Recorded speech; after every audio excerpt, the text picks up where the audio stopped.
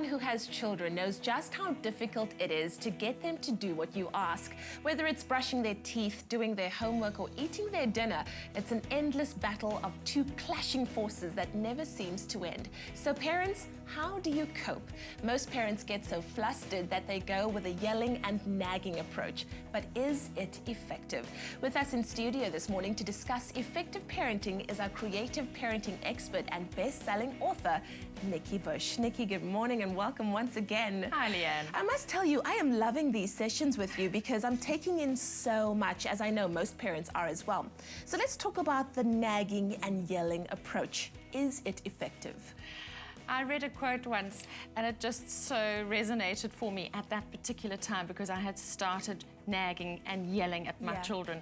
And it was, yelling at my children is motivational speaking for the selective hearing. Oh, my word. And so often I think as parents we think our children do have selective attention or are hard of hearing because you say over and over again, go and do this and please do that and all the rest, and then it doesn't get done, and then you get yourself in a state, as you said. Yes. And it's not a trap I fall into regularly because I learned something very early on in my parenting experience.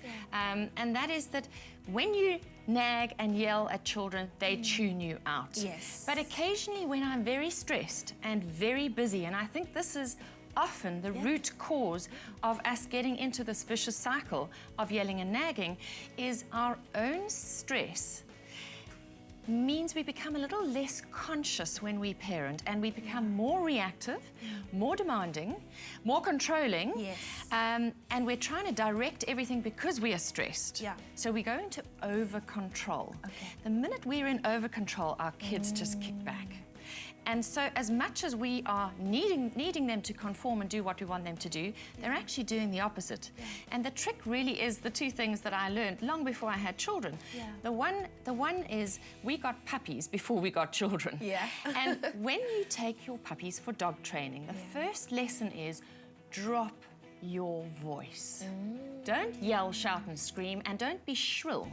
Drop your voice when you are being serious. And the funny thing is that children get that as well. So when we're feeling out of control, our voices tend to rise. If you can just check yourself and drop your voice and be calm in the way, even if you're not feeling calm inside, be calm and measured with a lower tone when you're talking to your children, you will get a better response.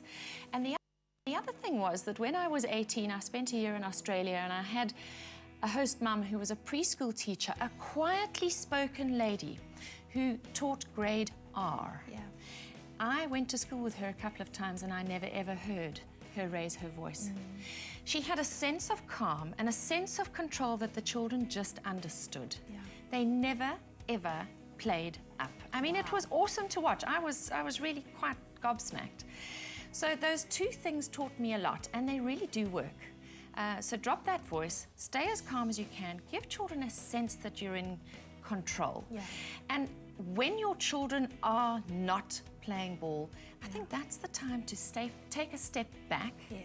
Understand your own wobbly. And we all wobble, we all stress over things like finance, over health, over work.